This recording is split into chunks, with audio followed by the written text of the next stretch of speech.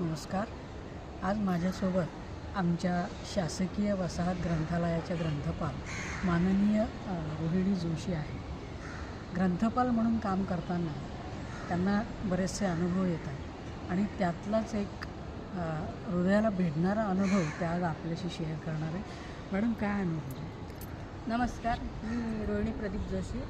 Government quarters resident association ग्रंथालयात मी जवळजवळ 17-18 वर्ष ग्रंथपाल म्हणून काम पाहते आणि या 17-18 वर्षात मला खूप छान छान असे अनुभव आलेले आहेत की आमच्या ग्रंथालयामध्ये जवळजवळ 30-40-35 असे सभासद वर्ष म्हणजे 40-40 वर्ष सभासद हे आमचे आहेत आणि अक्षरशः ते आता वयाने थोडे त्यांना पुस्तकं वाचू शकत नाहीत तरीसुद्धा त्यांना पुस्तक वाचायची आवड आहे आणि अक्षरशः जाता जाता ते रडतात जेव्हा ग्रंथालय ते बंद करतात तेव्हा.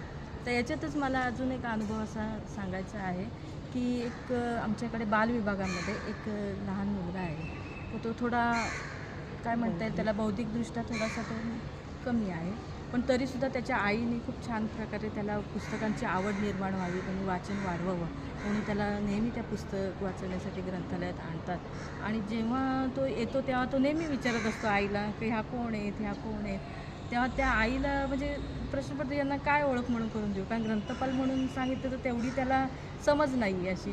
म्हणून मग त्यांनी खरंच छान असं त्याची माझी ओळख करून दिली. तर त्या म्हणाल्या की त्या पुस्तकांच्या आई आहेत आणि हे जेव्हा मी ऐकलं तर मला खूप छान वाटलं की आपण खरंच एवढे वर्ष काम करतो आणि त्याचं खरंच चीज झालं आणि आईने खरंच छान त्याची माझी ओळख करून दिल्याबद्दल मला खूप छान वाटलं. क्या बात! पुस्तकांची आई. Very nice. Thank you madam. Thank you very much.